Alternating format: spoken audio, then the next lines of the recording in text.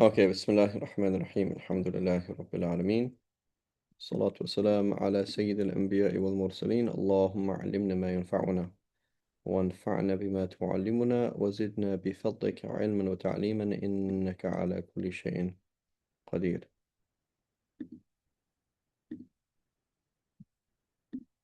Okay, so we were here.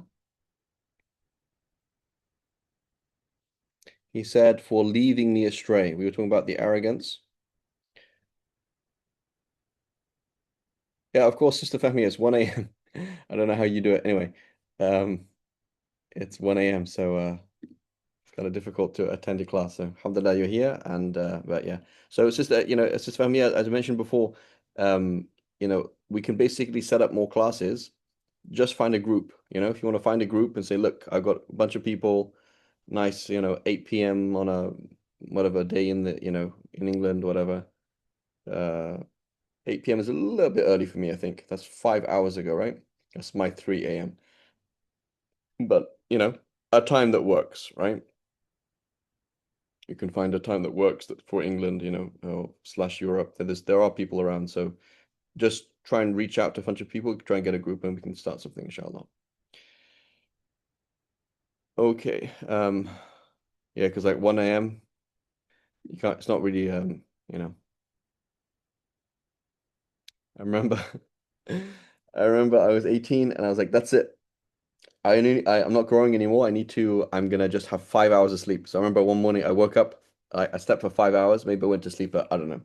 And I'm gonna pray. I said, henceforth, I'm gonna pray X amount of tahajjud. Okay. I woke up within like 15 minutes, I'm like on the floor, like just conked out, basically. Like you need to sleep, This is how we are. We need to sleep. You can't actually function without sleep. You can do it one day or the other day, but right. Yeah, but it messes you up, Sister Fahmi, right? Like that's how it does for me. Like if I like my weekend, I go to sleep on my Sundays. I go to sleep at 2 a.m. because I'm teaching, and it's like just messes you up. So you know, alhamdulillah, Rabbil Alameen. If I was the Sheikh al-Islam of the world, Sister Fahmiya, yeah, you can stay up the whole night, right? And it's like there's a one chance that this person's going to have this class, but number one, I'm not, and number two, it's doable to have another class, So, inshallah, just try and put your tentacles out, try and find people, a group of people, inshallah. Maybe we can do a survey, another time, inshallah, and have something that's a reasonable time. Because Wallahu a'lam. Um, okay, so the attitude of the shaitan versus the attitude of Sayyidina Adam. Okay, we're going to see Sayyidina Adam later on, right? What's the attitude? So what is the sunnah way of sinning, right? The sunnah of sinning, right? This is what we're being taught here. So, what is the wrong sunnah of sinning? For leading me astray, I will lie in ambush for them in your straight path, and I will approach them from in front and from back, from right and from left, and then you will find most of them to be ungrateful. So the shaitan, how was his attitude towards Allah? He's not remorse. It's because you sent me astray. Not, oh Allah, I've sinned. Oh Allah, please forgive me. Oh Allah, I'm very sorry. Right? It's it's it's turning it into spite. Okay? Spite. Like he has spite towards Allah and spite towards envy and spite towards Bani Adam. And so that's his job, is here to send us astray. And so notice it says from front, from back, from right, from left, from every angle. Shaitan, right? He's very well trained and he's designed to take on these different forms, right? He's going to come to you from this side, he's going to come to you from that side, right? It's like wrestling, right? Santiago, you've done wrestling, right? They push you one way, so then you push back, and then they push you the other way, right? Simple as that. So the Shaitan's like, no, you should just punch that guy in the face, right? Just punch him, just lay him out, just punch him in the face. Santiago, I think someone's on your mouse. 1 second.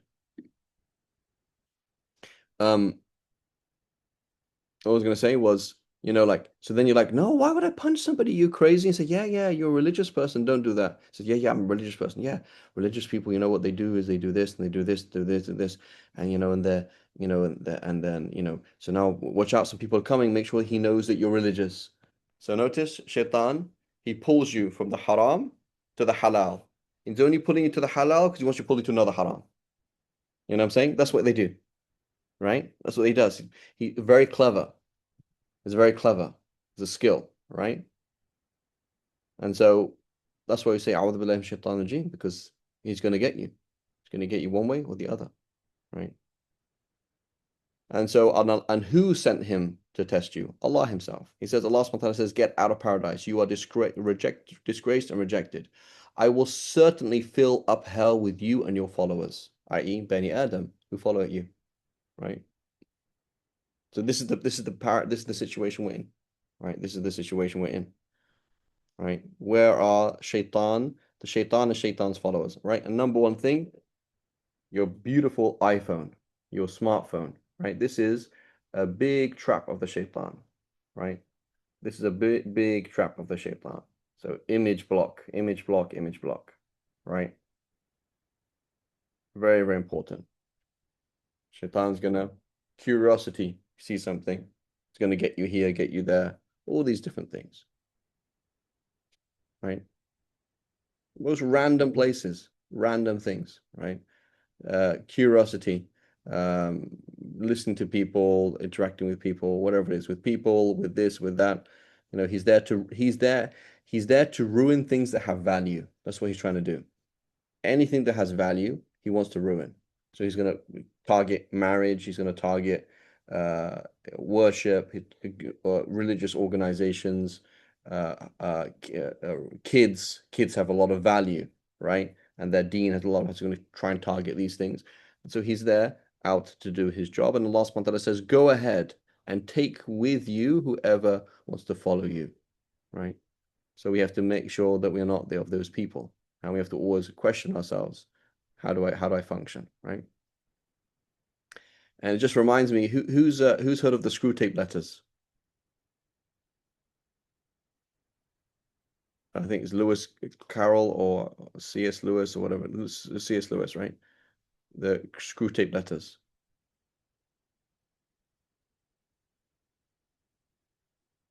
No? Yes? So anyway, look, go on Google, go on YouTube, and you listen to them. They're really, really good. So it's really, really good. John Cleese. Everyone knows about John Cleese? Yeah? Comedian? No. We're not English.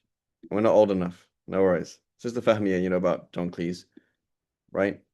So he did the voiceover. He did a recording of it, right? It's really, really good, right? And you can just, driving in your car, listen to it. So basically, what is screw tape letters is um, an uncle Shaitan talking to his nephew uh Shaitan and talking about how he functions, how the specifics of how he does this, right? How you ruin things, how you waste people's time, what to focus on, how to target people, right? So one of these things for that, one of the letters is basically he's writing to him and saying, like kid, like don't focus on big things. Like you're trying to get Bani Adam, for example, to go and kill somebody. Shaitan does not come to say go and kill somebody. He doesn't do that. He works on smaller things. You build up onto things, right? That's not, you don't just get like go and worship the devil. He's not going to do that. But you do things like be cool, right? Do this, do that. So like make sure that you love and you value being cool over everything else.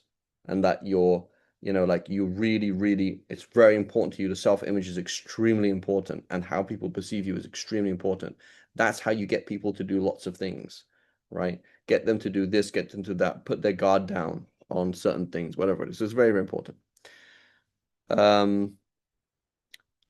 Okay, so have a look at it. It's a book. If you want to read the book, it's called The Screw Tape Letters, and again, it's on YouTube. Put Screw Tape Letters, John Cleese. It's epic, right? It's really, really good. And just one or two insights. Like it's one of these things was really good was on wasting time. You know, on wasting time. So he's like, Shaitan wants you to waste time.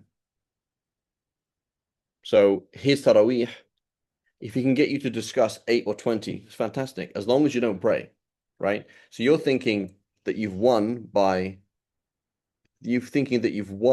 because you're not doing the haram. He's like, yeah, I managed to get you to waste time, so I'm very happy. You know what I'm saying? Or like, you and your wife are not insulting each other, but you're just not on good terms. Like that's fine because he just wanted to get you from good terms to bad terms. That was all. Just small achievements. He wants to rack up the small achievements because he gets lots of small achievements. He can eventually do more, right? So now, for example, you're on bad terms. So now there's potential for hurtful language. Now there's also distraction in prayer. So he managed to take away your prayer. He managed to take away potential. Now he's going to do the next thing. Potential for bad words comes to reality bad words. Okay, this is really good. Now building up really bad words can now lead to divorce. Fantastic, right? And so it's like he's trying to do small little things, very small little things to get the grip in. And so it's not, he doesn't take you to zina, it doesn't take you to worship the devil, it doesn't say go and drink alcohol, it doesn't work like that. But it's small little things, right? It takes, and there's always logic in it. He doesn't come to you and say do the haram. The nafs might tell you that. The nafs is illogical. The nafs is like, looks like it tastes nice. Yeah, but it's not yours, you know. So the nafs, for example, does not make a distinction, for example, between, let's say, the nafs even the body, right? The body in general is not, so an inclination, attraction to the opposite sex is not really going to make a difference between halal and haram because it's just raw attraction, you know? Or like, I'm hungry, food, whether it's Ramadan or not Ramadan, it's like, it's not really, that's irrelevant. So that's just like a dumb voice of I want to eat. Okay. Whereas shaitan is managing this carefully in a way that leads to maximum damage, right? Even if that maximum damage isn't very much. He's managed to get you were on the level of 120% focus on Allah in your Ramadan, and now you're thinking about food. That's an achievement for him. Like you prayed on time in the masjid, but he managed to get you, for example, to be distracted for half the prayer. That's a huge thing, right? So if you can imagine that your prayer is worth $1 trillion, you've lost, you know, 500,000 billion dollars. He's very happy to do that. He just wants you to lose out however he can. So the maximum damage might be small. So this is the problem that we have. Like it's not like a really big deal. Like I just lost 3 seconds of my life. It's not a big deal. Chill. Like I didn't do anything haram. Instead, that's exactly how he wants you to feel, because he knows that on Judgment Day you're gonna look back at those 3 minutes of your life and like, man, I wish I used it for something better. And that's just what he wants.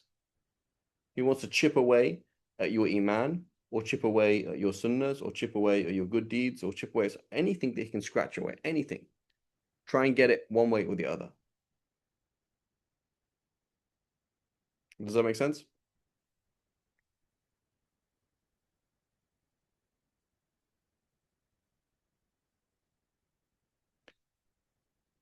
Okay. Al-Israr, exactly. But not, he doesn't want Israr, right? So Aman is talking about continually not doing the best thing, right? So he just wants you to consider it. That's all. Just consider not doing the best thing. That's all. Because that's called a ma'khad in Arabic. Ma'khad is like how a way or a place where you hold somebody. Got you, right? Again, if those people done wrestling, right? Aman or Santiago have done BJJ or anything like that. Like there's certain things like if you see people doing Brazilian Jiu-Jitsu, they're like, what are they even doing? Or who won? I don't get it. But like somebody who does these things, there's certain positions. Like if I manage to get from A to B, that's actually a point. Why? Because I'm suddenly in a way better position. Like you've just taken, I just want you to move that hand and just for a second, that's all. Just move 1 second. And you're like, what happened? Did you pin me? Are you hurting me? Like how is that even useful? But he's got you into a new environment, a new paradigm, right? chess, right? That's all I want you to do, right? Just move that one pawn. That's it. Move that one pawn. That's all I want you to do. Boom. And now I have a plan that this area is now open, right? So and so this again, how does this happen? One of these things, how does this happen? Is bad sohbah. You're hanging around with the wrong people in reality or online or watching the wrong thing. You're imbibing the wrong mentality. And it's suddenly you've just like gone down a whole level. Your life is no longer revolving around the same thing. It doesn't revolve around the same thing anymore. The meaning of why you work, why you walk, why you talk, why you do things is different.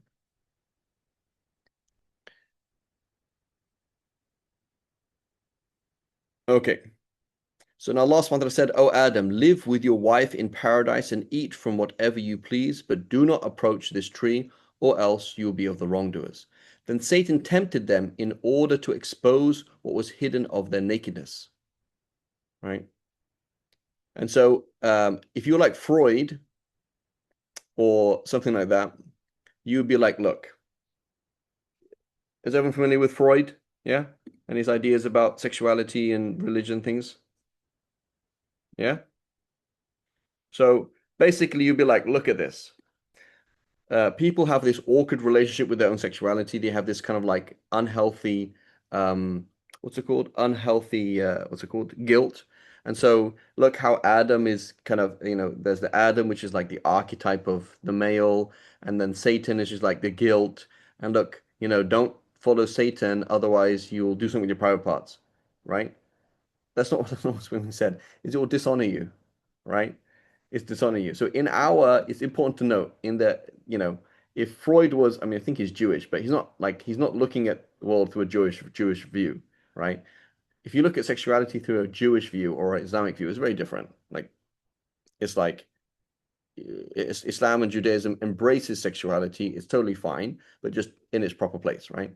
So the issue here is dishonoring you. Like if you follow the shaitan, you will dishonor yourself, right? It is not if you follow if it's not like this. If you follow shaitan, you'll harm Allah. It's not the case. You'll dishonor yourself. So he wants you to dishonor you, right? So exposing your private parts means dishonor you. And and kind of case in point, there's a hadith. I think it's weak. It's pretty weak. It's pretty weak. Where again this whole issue about like being worried about sexuality. I believe this in the Tabaqat of Ibn Sa'ad that mentions that um, when Sayyidina Adam and Eve were created, they didn't know how to copulate. And that Sayyidina Jibreel showed them how to do that. So whether or not it's sahih, right? Whether or not that's even authentic, the fact that you would see that in our tradition, that there would be a quote that Sayyidina Jibreel, Archangel Gabriel, right? Santiago, imagine explaining this to a Catholic, right? To a Catholic saying, you know, Sayyidina Jibreel taught, say, Adam and Eve how to copulate, how to be intimate together, right? They'll be like crazy, like, what are you talking about? That's like really bad, right? And it's like, it's not bad, it's just private, right? So the way that we look at things is totally different. You do not need to analyze this as as Freud would or anybody else in these kind of issues. It's not about guilt about sexuality. It's that exposes you. It's like you've embarrassed yourself. You don't embarrass yourself. Like you are, Allah subhanahu wa ta'ala made you above the angels. Don't embarrass yourself. Don't bring yourself down by doing low things. Your Lord has forbidden this tree to you only to prevent you from becoming angels or immortals. So notice, Shaitan does not tell Sayyidina Adam, do bad things. He's saying, do good things. Become an angel, become an immortal, right? Does that make sense? Like, yeah. So he will always tell you to do something for a logical reason, right? There's logic in it. It makes sense, right? You should be more inclusive. All religions are equal. Being inclusive is a good thing, right? Why not? So you can think about it. The Antichrist will label us as like zealots, right? He'll be like, look, all religions are equal. I'm the solution to all religions. Da, da, da. You guys are like, oh, only Islam is true. You guys are like zealots. You guys are like extremists. You know what I'm saying? So that's quite, important to understand. He never asks you to do things that are innately bad, right? She said this to you, she was rude to you. You should defend yourself. That's logical, right? You should defend yourself. She said something harmful to you. He doesn't want you. So Allah is telling you, just overlook it. Forgive and forget. Be a man. It's okay. She didn't mean it. If she meant it, there's reasons why she said it. Just overlook it. He says, no, no, no, no, defend yourself. So he always uses a moral logic, right? Oh my God, she looks so lonely. Why don't you go and talk to her? Right? Why do you go and talk to her? She looks so lonely, right? So he doesn't ask you to embarrass yourself or do shameful things for the sake of those shameful things. It's not like that, right? It's all by khutawat, by steps, a slippery slope. A leads to B, B leads to C, C to D. That's how it works. And he swore.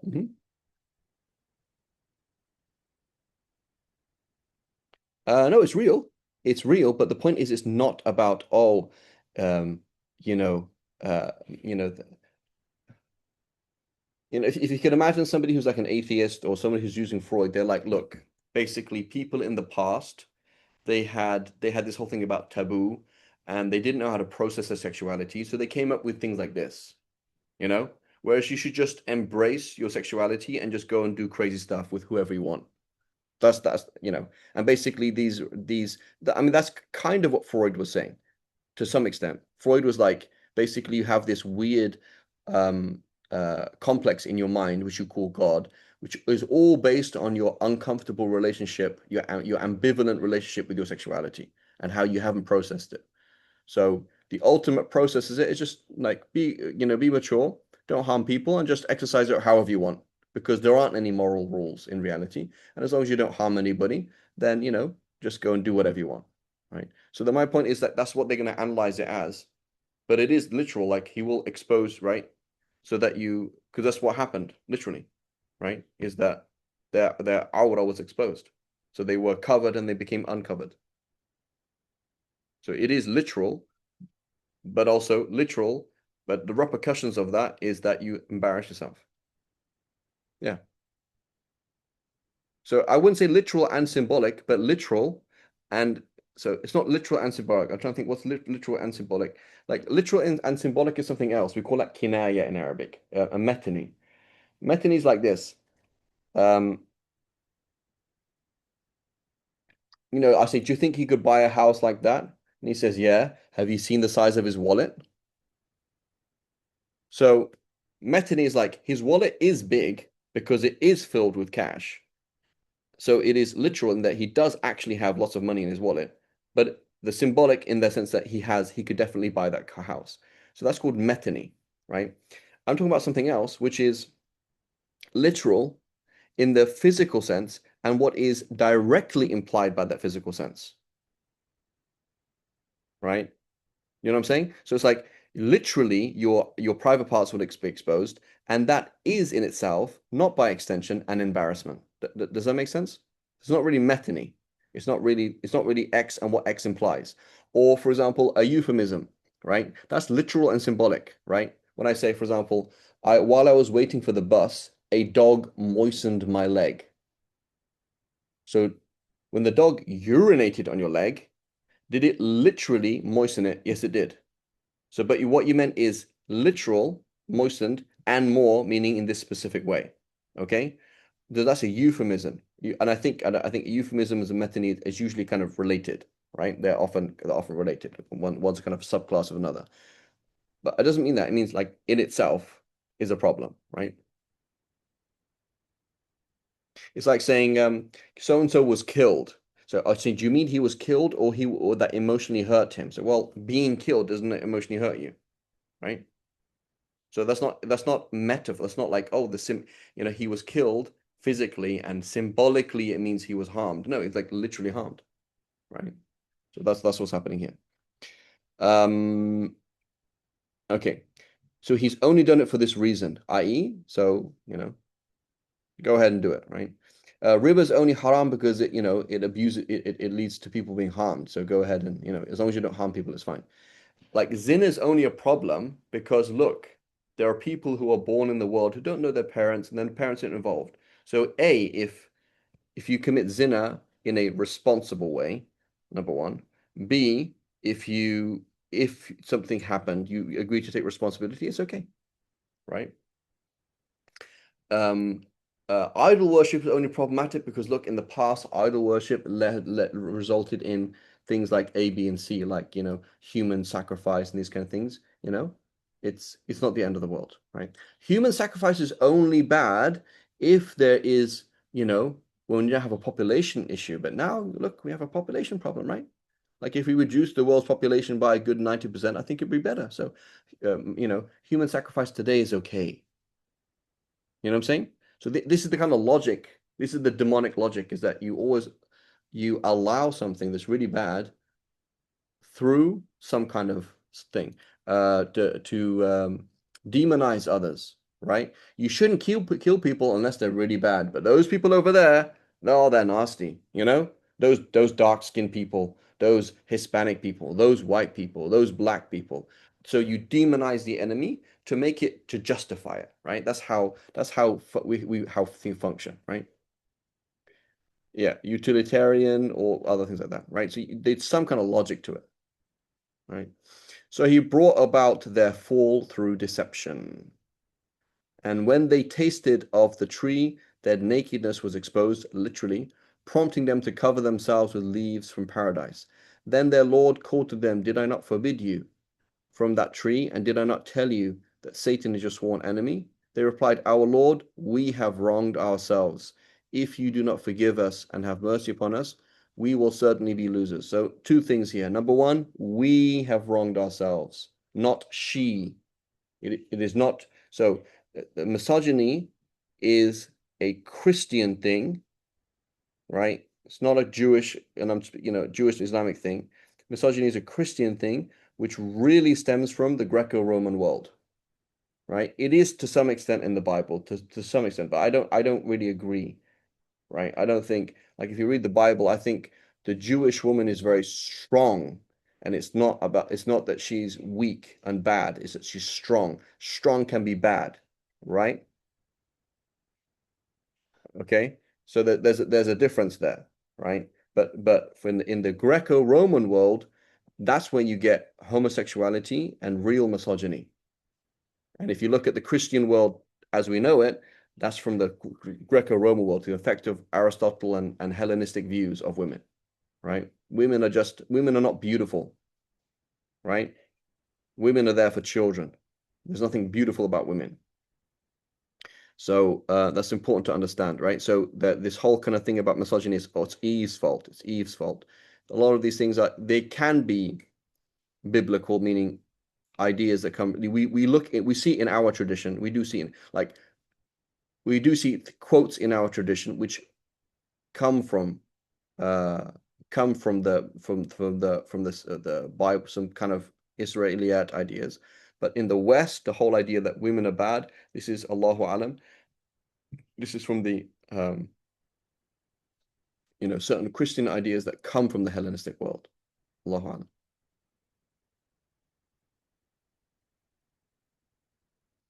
So did I not tell you that Satan is your sworn enemy? Right? So, here's the thing. I'm online.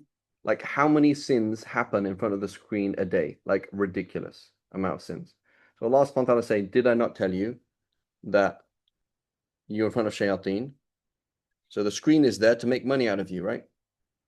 The screen is not there to help you. It's there to make money of you. So for anybody who's making money, you use generic marketing. So you got to make people love the dunya. Okay, that's a shaitan. Like the fact that the point of this advert is to make me love the dunya, right? It means it's shaitan. So whether it's even if it's halal, it's already satanic, right? You're telling me that the dunya is more important than the akhirah. That's a satanic view there already. And how am I supposed to sell to you if I don't do that? Right? You play on the customer's anxieties, right? You play on the customer's, desires. You create the desires for the customers, whatever it is, right? So the whole thing, the screen, the phone is there to make money out of you. So then you're like, oh, why is it I always sin with the phone? Why is it I always sin with the yeah, it's gonna do that, right? You're hanging out with the wrong people, reading the wrong people, these things, yeah, that's what you're gonna do. So you have to edit your world. You have to edit your world. They replied, oh Lord, we have wronged ourselves. So number one, we. Number two, notice the adab. You mess up, you do istighfar. You mess up, you do istighfar. You mess up, you do istighfar. As opposed to shaitan, it's your fault, right? You know? Hey, I missed Fajr this morning. Allah, why did you make me miss Fajr? Like, whoa. So your adab is off. The adab, the way your nature of your relationship is off. Okay? You know, those of us with kids, right? You're talking to your kids and it's like, Habibi, you can say whatever you want, right? But the way you're saying it is off. Is that correct, Sister Maha, Sister Lavia, Sister Fahmiya, right? Like you can complain, right? I have no problem with you complaining about something. Just where you're coming from, where you're coming from. You're coming from a mind. Like let's say, for example, the food is unbelievably salty. Habib Albi, for crying out loud, have you ever cooked anything in this house the last month? Did you offer to help? Did you do this? You don't do anything in this house and you're like, oh, mama, the food's salty. It's like, dude, go and get a job, do something, come home, work, do something. So the adab, you can say the food's salty, but from what angle, right? From what angle, right? So you can sin as much as you like, right? As long as you sin with adab, right? And that's true to some extent, right? The kafir, right? The kafir does not sin with adab. He's like, I'm totally within my rights. Whereas the sinful Muslim is like, yeah, Allah, I know I'm an idiot. I know. I'm sorry, Allah. Like it really, like, so even the unrepentant sinful Muslim, like he accepts that he's wrong. Are you wrong, sister? Yes. Okay, are you gonna wear hijab? No. Right? Bro, what are you doing in this nightclub? I know. I know. What can you do? So, brother, you can make Tawbah, you should do this, you should change. I know. But he's sinning with adab. There is a level of adab that he knows that he's wrong. Right? As opposed to, I've done anything. I don't owe you anything. I don't owe Allah anything. That attitude, right? The kafir is like that. I don't owe Allah anything. It's a problem. The whole attitude is off. So sin with adab, right? Or don't sin to begin with. Right? And so Allah said, descend as enemies to each other. So here there's debate. What does that mean, enemies to each other? Does that mean like you descend all of you? So who are the all of you? So these are three or more people. So is this Adam, Eve, and Shaitan enemies of each other? Is this Adam and Eve enemies of the Shaitan? Or is this Bani Adam enemies of the Shaitan? Right? Here's the debate here, right? You will find in the earth a residence and a provision for an appointed time. He added, there you will live, there you will die, and from it you'll be resurrected. O children of Adam, we have provided for you clothing. Notice, we've honored you. How is your clothing going to come off? How are you going to be embarrassed? How are you going to shame yourself? How are you going to lose out? To cover your nakedness and adornment. However, the best clothing is righteousness. See how this fits in here? Right? 26 goes back all the way back to here, to 10. Right? Make sense? Yusuf? Okay. So it says, so children of Adam, don't lose out. Don't let somebody pull the rug from under your feet. Don't shame yourself by wasting time, by wasting your life, by, doing something low. Okay? We have provided for you clothing. Who's watched is it think Toy Story 4, I think it is? With the spork? I think yeah. My memory's after three. I don't know. What After comes three, after yeah. that? No, I got all these things in memory. Can I got for my kids? Sister Maha with the spork? No? Sister Fahmia? Santiago? You know Toy Story 4? I think it's Toy Story 4. Spork. Where's my chat Yeah, GPT? I did watch that one. Yeah? Uh, Where is it? I think it's what, right? So I can't remember her name. There's this little girl, right? There's this little girl, she's like a toddler, she's in like preschool. And it's a really, really good analogy of this, right? Like she goes to preschool or whatever it is, and she makes this spork. Basically, it's a fork, right? That is a spoon at the same time, and it has this little tinsel around it, has eyes. Okay, that's about it, right? And it has a base, I think. So it's a kid's like it's a toy made in preschool. Okay, Bonnie, maybe I can't remember her name, maybe, right? But that's not the point. The point is you are this little basically thing that's made out of nothing. And I think it's actually made out of trash. I think it's made out of recycled plastic, right? It's made out of recycled plastic.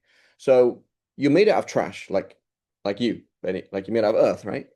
But here's this girl who made you and she values you and you bring happiness to her. So in virtue of your material value, you're nothing. In terms of your emotional value, you're everything. So now this spork, because it's made out of trash, it keeps trying to jump into a trash can, right? And then Woody keeps pulling him out, right? This is exactly what we're talking about. It's like you keep trying to throw yourself in a trash can, right? Like you're busying yourself with things that's not honorable. Like you're this amazing thing. The angels did sujud to you, and yet you're like, I don't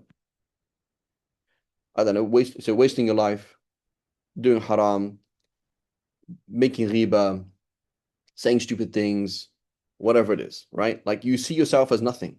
You do degrading things. And so the important thing is we don't understand. If you understand how great you are, you understand how easy it is to degrade yourself. Meaning, if you don't stick to the most honorable and high things, like you just do stupid things, like that are not haram, right? You're sitting there, I don't know, doing something waste that's not really, really important. Then you are degrading yourself because you are so important, right? Let alone involved in a makruh, let alone involved in the haram. When you turn your heart towards the dunya is like, right? I give another example, right? Another example. My friend, he was a drug addict, okay, for a long time, and he said I saw the craziest things in those days, right? He says once I'm in this tent, okay, and there's this lady who's like super good looking, you know, she's a really nice, like good looking lady, and she's like in this tent, probably selling her body to people, doing drugs, and he's like, why are you here? Like, why are you here? This is so weird. Like, you're with these guys. Like, this is like the lowest disgusting rank of people. Like, what on earth is going on? She was like, this is my story, one, two, three, four, five. And it was a very sad story. But it's like, so the dunya looks at you like, why are you looking at me? You know? Why are you looking at me? You're the slave of Allah. You're this Bani Adam. Why are you turning to us? Like we're the dunya, we're not worth anything, right? So that's what we do. Whenever you see a new car, like, oh, that's nice. You've like the universe does sujud, like the greatest of the universe, the Adam, the universe does sujud to you. You don't do sujud to the dunya. So then the dunya looks at you like, what are you doing? Right? Like, it doesn't make any sense. Like, why are you looking at me? Why are you even looking? Why are you even caring about me? You're so much greater than this. So don't degrade yourself. That's what it means. Oh, sons of Adam. See how your father quote unquote degraded. It's not a sin in the same sense. Saying that Adam was not more responsible at that time. You know, there's a specific secret. So it's kind of like a specific reason what's happening there. It's not like he degraded. You wouldn't say that was morally degrading. It's not really a good thing, but degrading in the sense that it was lower than his rank. He did something that was lower than his rank. So don't do that. Don't lower your rank, right? Don't lower your rank. And then even physically, right? You're walking around the street naked, it's like Habibi. That's not how you're lowering your rank, you know? That's not how you it's not honorable to do that, right? So if you think about even like the hijab is a way of honoring yourself. You dress yourself honorably, right? As opposed to taking off your clothes. It's not honorable. You're not honoring yourself, right? It's degrading. Don't do that. However, the best clothing is righteousness itself, right? And this is one of Allah's bounties. So be mindful lest you don't value what He's given you and He takes it away from you, right? They're very profound words on multiple levels, right? Does it make sense? So it is morally degrading, okay, to expose yourself or your body, right? And it is on that level, it's morally degrading, and to engage in sin and do these things, this is morally degrading, right? And so this is again, we quote that same phrase that we mentioned last week, the week before. Hanu alayhi fa'asaw. They were worthless to him, Allah subhanahu wa ta'ala. So he let them sin. So being allowed to sin is you're seeing your own score. Like you're not when you for example just spent 2 minutes flicking through YouTube something that's not useful, you know that you're worthless because you're not. That's you basically degraded yourself. Allah allowed you to degrade yourself. You've been pushed away, right? So what do you do? On the madhab of Sayyidina Adam, do istighfar. For the Christian, they see this as the original sin. We see it as the original what?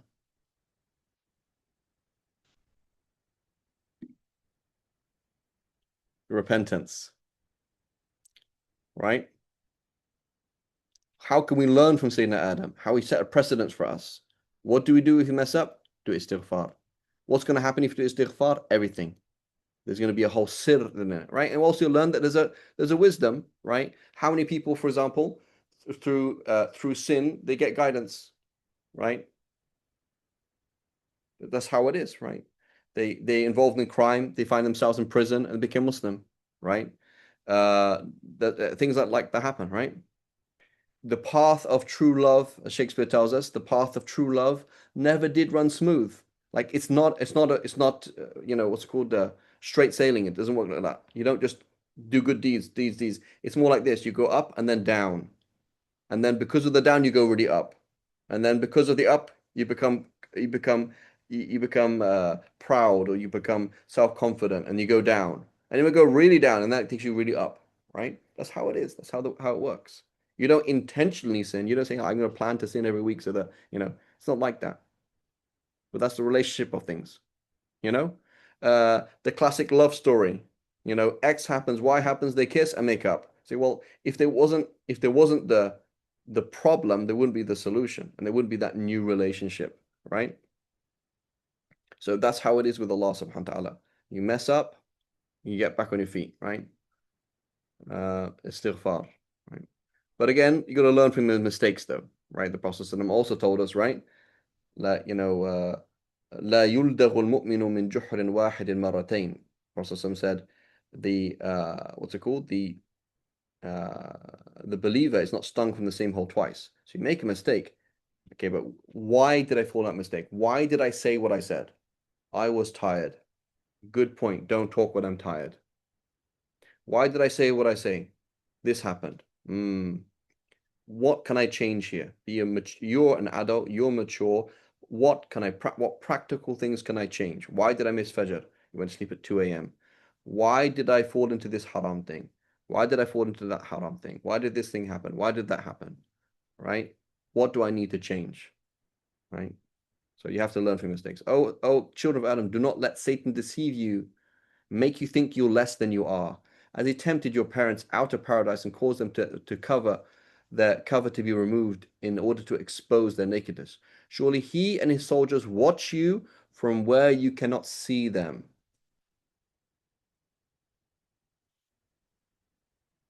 He's there, waiting. My friend is from Guyana, Sheikh Qais Arthur, if you've ever heard of him, from Guyana. He said, whenever you see in Guyana, they have obviously rainforest. He said, whenever you see people trying to defend the rainforest, the first person to turn up at that conference and support and pay for the food is going to be the people trying to cut down the rainforest.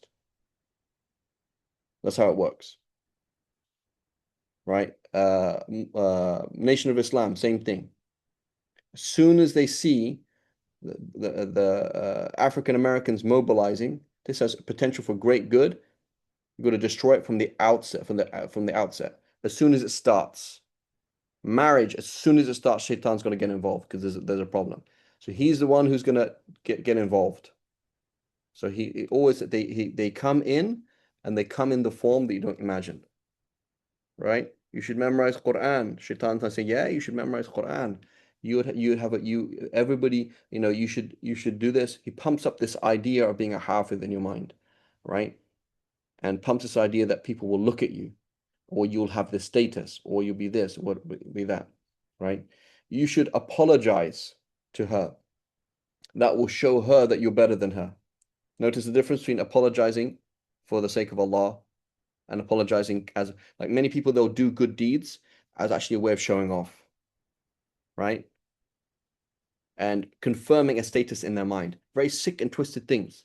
So this is what Shaitan does. He comes in and he's playing these little games all the time, right? Surely he and his soldiers watch you from where you do not watch them. So that's why we say, A'udhu billahi shaitan rajim, make wudu, never feel safe from him, right? Always turn to Allah, rely on Allah, dhikr, ibadah, right? Avoiding images, avoiding filth and these kind of things. We have made the devils allies of those who disbelieve. We have made the devils allies of those who disbelieve. So the shayateen, they team up with the kuffar against the Muslims, right? Shaitan, was it Uhud or Badr? One of the two. I can't remember now. Like he was literally there fighting alongside them, right? Literally. And then Allah subhanahu wa ta'ala sent angels against him. I think it was Uhud, I think, if I remember correctly. Or maybe it was Ahzab. I can't remember which battle it was. Ghazwat al-Khandaq, perhaps. But anyway, the shaitan's like literally there, right? So there's this teamwork, right? There's this teamwork between shayateen and the disbelievers, right? Whenever they commit a shameful deed, they say, we found our forefathers doing it. We have a reason. This is not about this tradition. This is good. And Allah has commanded us to do that. I commanded us to follow our forefathers. We should be respectful to our forefathers. So they do something shameful, right? So let's a classic example, alcohol, right? Alcohol versus marijuana. Which is more harmful? Drinking alcohol or smoking marijuana?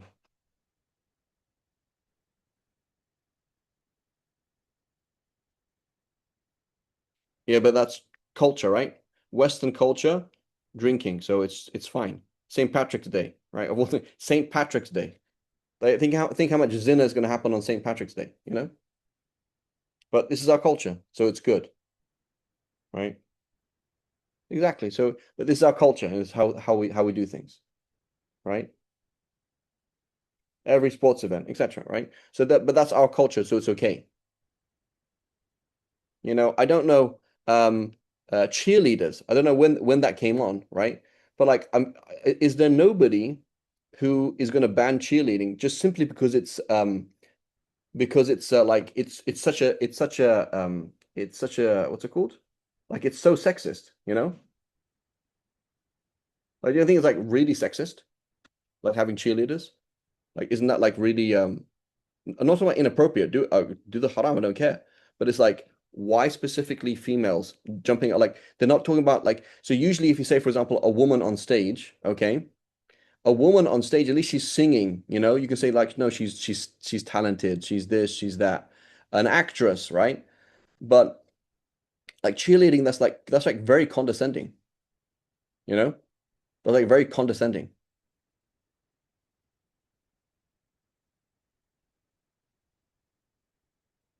You know, that's kind of that'd be a bit weird.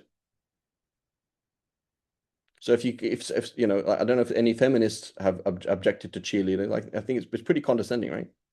Because they're not, all you're doing is jump and come down and showing people your legs. Like, that's all you're doing, right?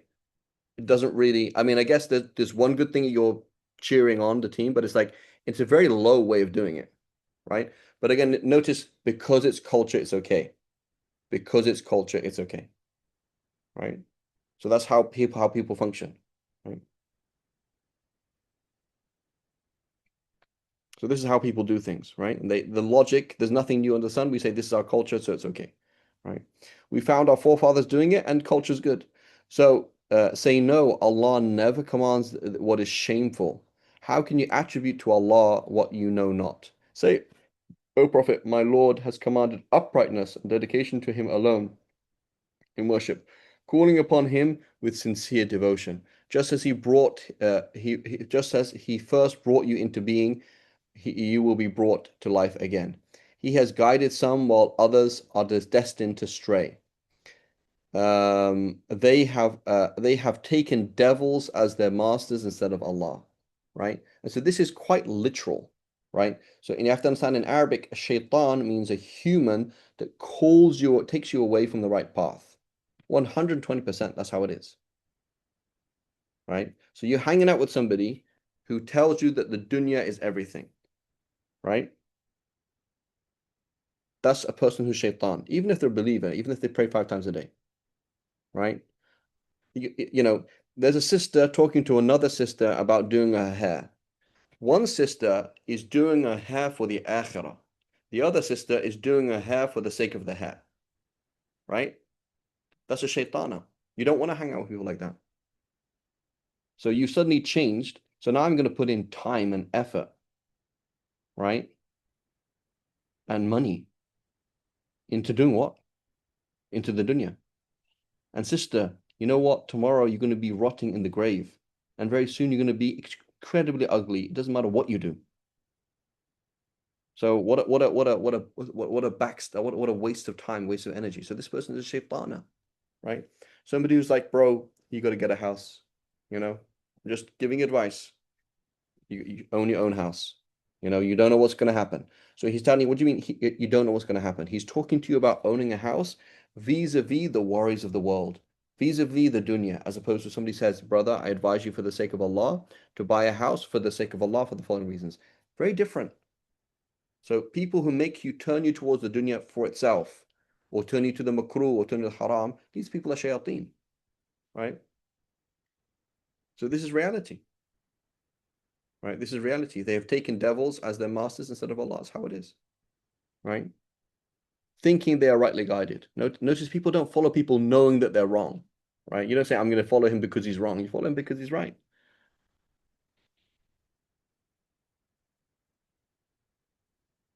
Does it make sense? Everyone's following? Yeah.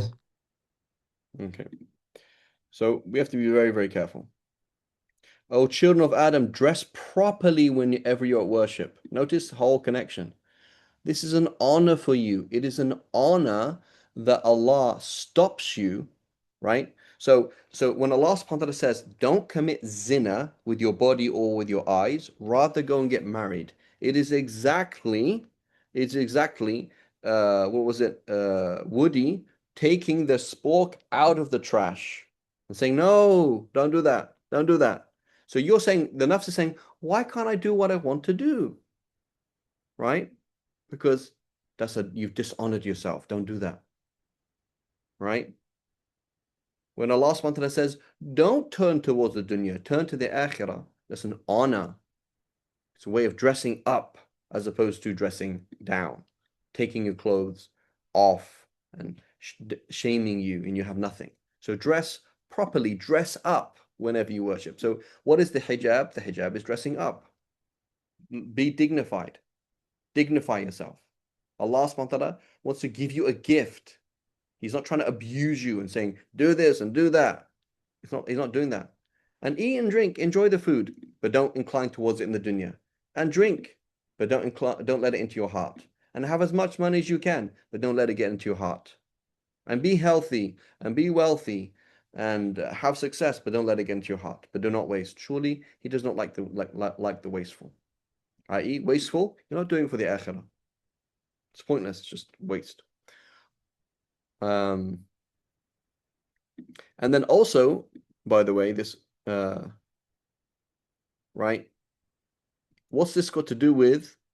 Where is it? It says here they take their devils and they what is it? They say we follow tradition. So the Quraysh, what had they done? The Quraysh, again, satanic way of thinking.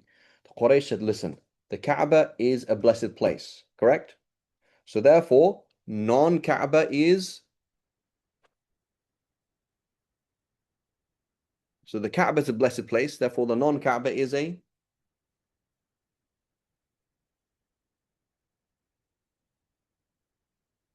what? Wretched place, thank you. Non-blessed place.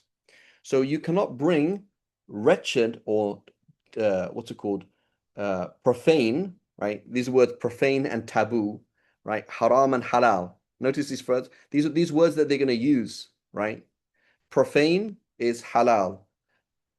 Sacred is haram. So the Masjid al-Haram, it's sacred, right?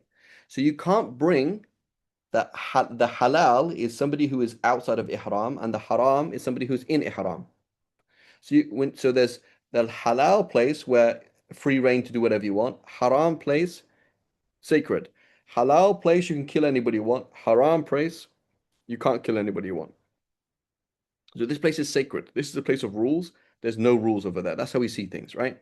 When you're outside of ihram, you can do whatever you want. When you're in ihram, oh, you can't do these things, right? So that's how they see things. So now the person who is coming and they're going to enter haram, you have to wear clothes and food that's from the haram. When I say haram, I don't mean sinful. I mean sacred. So when you come on Hajj, you have to buy food here and you have to get clothes from here. So you come, you got to change out of your halal clothes because you're now in the sacred place. You have to wear your haram clothes. Okay?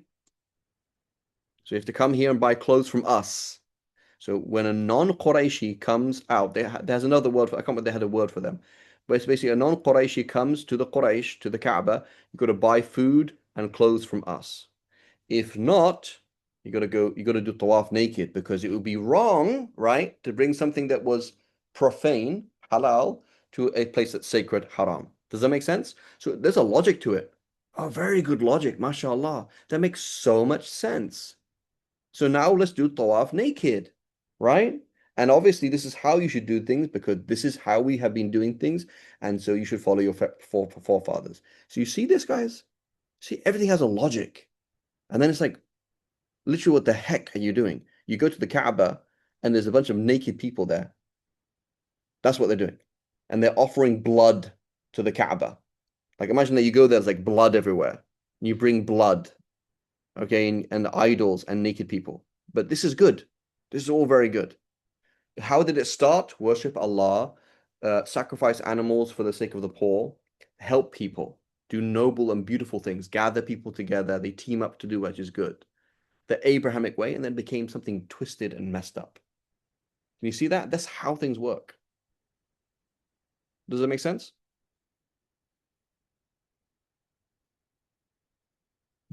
So this verse, that's what it's saying as well, like eat and drink, go ahead. You can bring food from outside the haram, it's fine. You can dress, it's fine, right?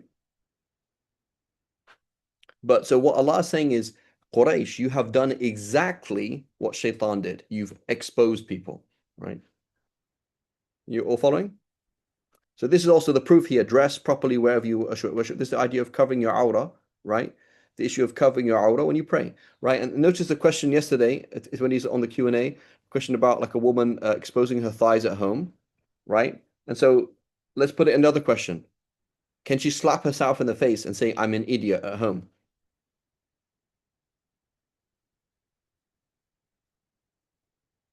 You know, there's a man. So the fiqh question is, can a man, for example, expose his private parts? Can a woman expose her thighs when she's at home alone, right? So you say, let's phrase it another way. Can I slap myself on the face and call myself an idiot? Well, why would you do that? Like, why would you do? So the whole idea of exposing your aura is not an honor. You haven't honored yourself, right? You haven't honored yourself. It's not a way of honoring yourself, right? Okay. Khair. I want to give another example. Another example of that was what? Oh yes. So there's this lady. Okay. There's this lady, Indian lady. Okay, and she was talking about how she got into child pornography. Right. So she's addicted to child pornography. How did this lady get addicted to child pornography?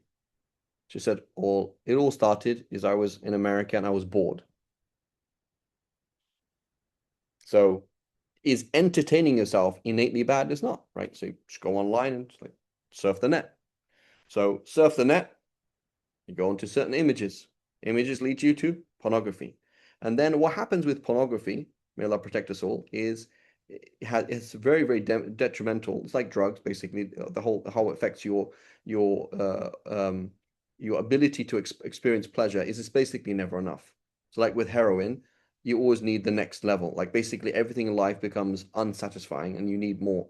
So it's like so normal pornography becomes boring. So then you have to get into something else and get into something else and get into something else. And then it's like, how on earth is that even on any level? Like, is there any good in it whatsoever? So if you think of like pornography itself, like there's some good in it. I mean, isn't that like there's something good? Like there's two people who are enjoying themselves. Like, is that innately bad? But like child pornography, like that's super weird. How on earth did you get there? Right? Child sacrifice, all these kind of weird things. Like, how did you get there? It's all a slippery slope. That's how it is. All a slippery slope. Right? That's how it works. Like you find yourself in the weirdest of situations. Like how are you even here? Slippery slope. Ask, O Prophet, has Allah forbidden adornments, clothes, and lawful provisions? Who has forbidden that Allah has brought forth the servants? So speaking to the Quraysh, how are you stopping people? People can't bring food to the haram. People can't bring clothes to haram. Say they are for the enjoyment of the believers in this world, but they will be exclusively theirs in the next life. So if you believe, you can have it. So it is the good people who have it, and it will be taken away from you if you don't. This is how we make our revelations clear for people of knowledge, right? And another example of this, right? Another example of this, again, it's on a smaller level. Obviously, we know, and I think we all concede that most scenarios of polygamy are wrong. Like I think that's fair to say. Many or most pictures of polygamy seen in the Muslim world are wrong, right? But there's a major problem that way we see things. So parents prohibiting teenagers from getting married, and society is prohibiting polygamy. So then you will find sisters who will say this. I would prefer that my husband cheats on me than has a second wife. Like if you did a survey, I bet you're gonna have a large statistic of people saying that. It would be embarrassing. It would be this, it would be that, Like it'll be many Muslim women that are like genuinely embarrassing if her friends found out that her husband has a second wife. It's like an embarrassment, you know? So she might actually prefer to her husband has a second wife than or her husband cheats on her. At least she was wronged. So I was wronged. Is it embarrassing to be wronged? I don't know. I was wronged versus my husband has a second wife. They're more like an embarrassment, you know? And so it's like subhanAllah, and it was like all various different things. People see it as backward. People it's like okay, like the same logic, right? Who has forbidden the adornments and lawful provisions that Allah has brought forth for his servants? You know, this is halal, right? Or other scenarios like that. Or here's a a 50-year-old woman, okay, and she's like, you know what? I'm gonna get married, and I'm gonna marry somebody who is 30 years younger than me, and I'll just pay him, right? Is that haram? Like you'd be like, sister, you okay? It's like, well, I have physical needs. This guy is willing to provide physical needs, and he doesn't have any money. So is that haram?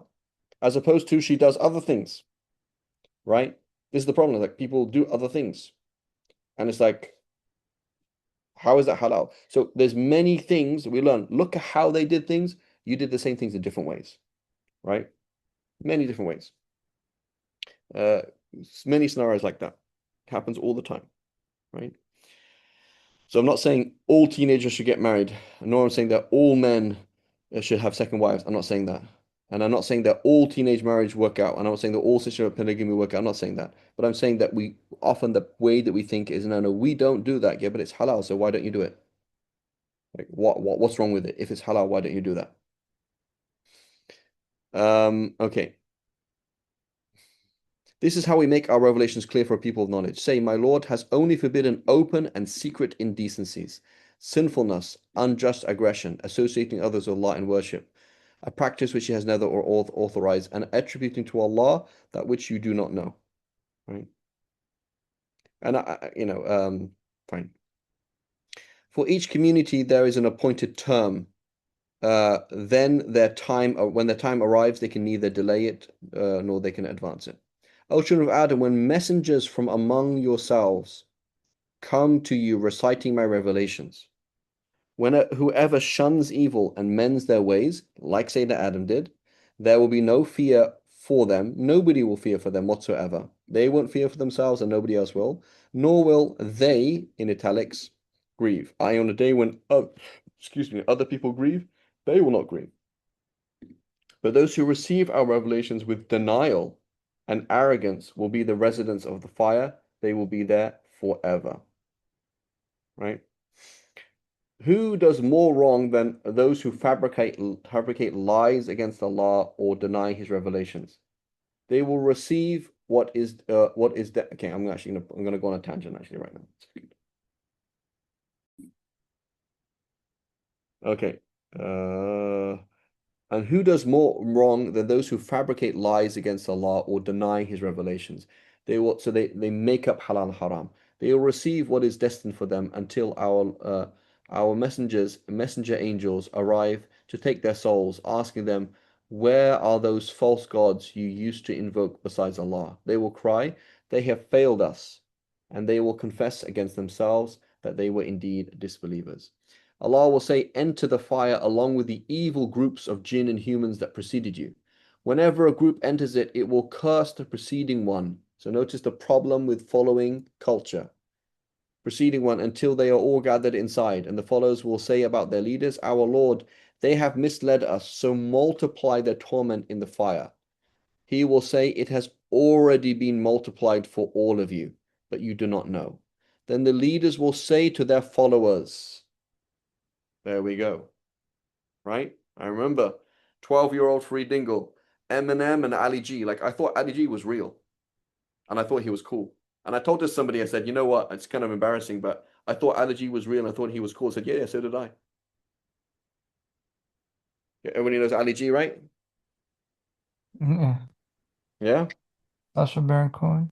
Exactly. Like super, may Allah guide him or destroy him. One of the two, right? May Allah like proper. He's educated, like real, like private schools in England. Like he he's actually a very educated person. So, I remember like 12, 11, 12, something like that. Eminem. So when did he come out? Like that was like 2000. I was 12 in 2000, right? So like something like 2000, right? Eminem thought he was that was like the best thing ever. And what's it called? Ali G, right? And Ali G was a joke. He's not even trying to be followed, right? He's didn't even understand the whole message, right? So this is how it is, right? Who do you follow on Instagram? Who do you follow these things? Paradigms that you follow, right? When the leaders will say to their followers, you will know better than us, so taste the torment for what you used to commit. So big problem, right? Big problem. And we have to understand there's all these meta, not talking about meta as in the WhatsApp, I'm talking about meta, like it's just a paradigm of something, right? The paradigm of this or the paradigm of that people follow, right? Very dangerous. Surely those who receive our revelations with denial and arrogance. The gates of hell will not be open for them, nor will they enter paradise until a camel passes through the eye of a needle, i.e., never. This is how we reward the wicked. Hell will be their bed, flames will be their cover. This is how we reward the wrongdoers.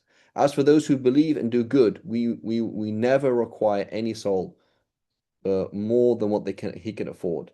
It is they who will be the residents of paradise. They will be there forever. We will remove whatever bitterness they had in their hearts. Rivers will flow under their feet, and they will say, praise be to Allah for guiding us to this. We would have never been guided if Allah had not guided us. Right? They're not arrogant. They're not arrogant. Okay? You see somebody doing something haram, and you're doing what is right, you say, Alhamdulillah. You would be doing much worse if Allah didn't guide you. The messenger of our Lord had certainly come with the truth. It will be announced to them, this is paradise awarded for you because you used to work hard. Bima kuntum ta'malun amal. Right? Eid al-Amal is Labor Day. Right? Because of the labor, you used to make difficult decisions. And the residents of paradise will call out to the residents of hell, saying, we certainly found our Lord's promise to be true. Have you too found your Lord's promise to be true? They will reply, yes, we have. Then a caller, a herald, will announce to both, may Allah's condemnation, his curse, be upon the wrongdoers.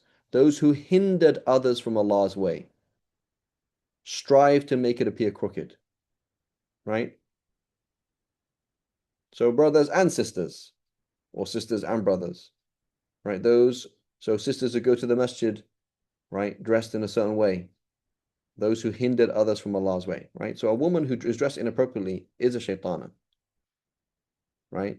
As is a man, right? There was once this guy, it's very funny, may Allah help him, young guy, unmarried, and he's making wudu outside, wearing what's it called?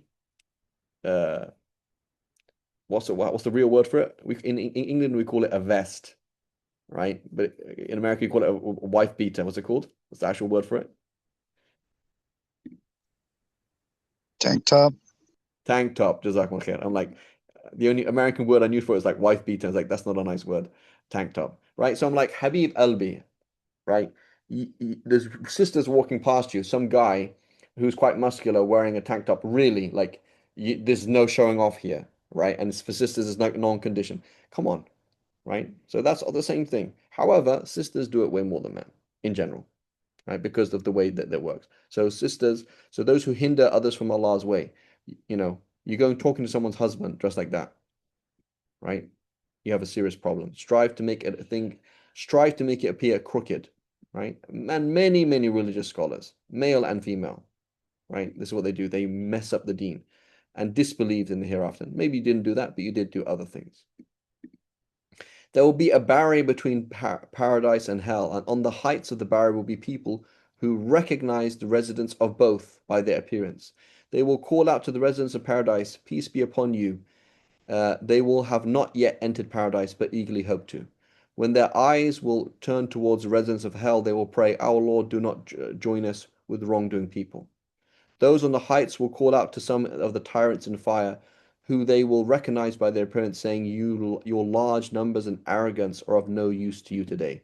Just because it was cool, just because everybody does this, it doesn't make it right.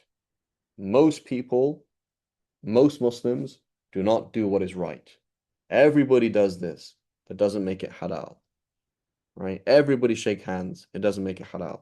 Everybody dresses like this. It doesn't make it halal. Everybody listens to music. It doesn't make it halal.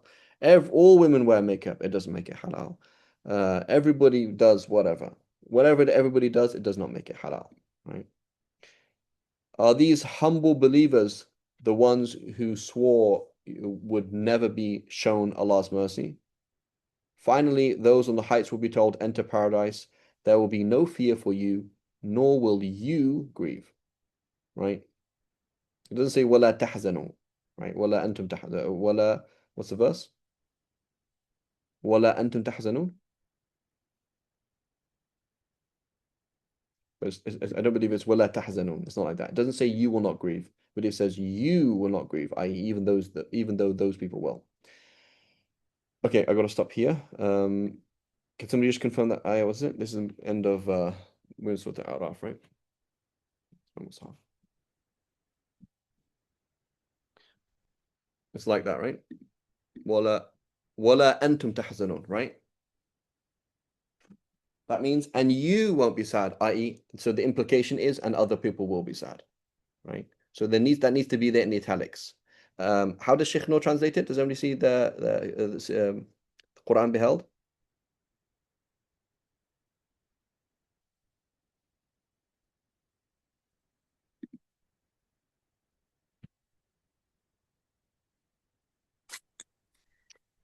Yeah. So there's something missing there, right?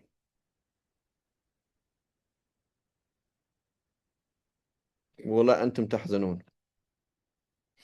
Because it's supposed to say, it's like this. So for example, Yusuf says to me, "Aqtuluka," and I say, "Bal ana aqtuluka."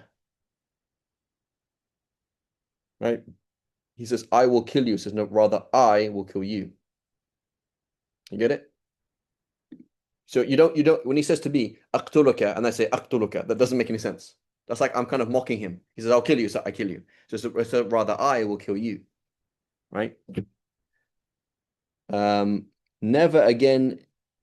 So it's which never again need you be feared for, nor are you to grieve. Yeah, I don't think that's right. Allahu alam. It should be and you in it will not grieve. So the issue is how liberal do you want to be? Because if you want to say no, because liberal translation would be like this: there is no need for anybody, you or anybody else, to fear for you, and on a day when other people will be sad, you will not be sad.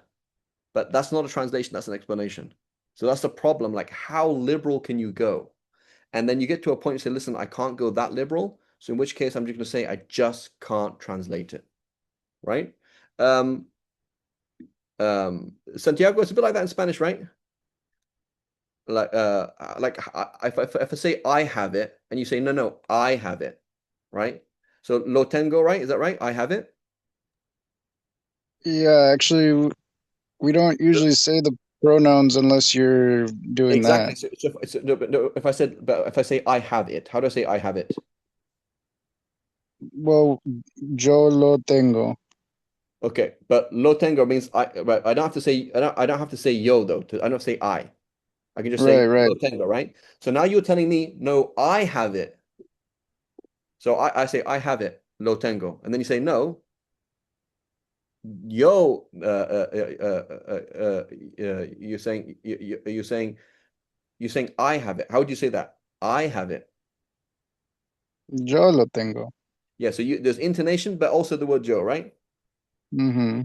Right? So it's a bit like that. Like it's using, so in Arabic, that's what, when you say antum tahzanun, you're trying to say you're sad. Like you and nobody else. Right? You won't be sad, even though everybody else, right? So it's a similar kind of structure. Wallahu a'lam. I've got to stop here, inshallah ta'ala. Wa sallallahu ala sayyidina Muhammad wa ala alihi wa sahbihi sallam. Subhanaka Allahumma wa bihamdik ashhadu an la ilaha illa ant nastaghfiruka wa natubu ilayk.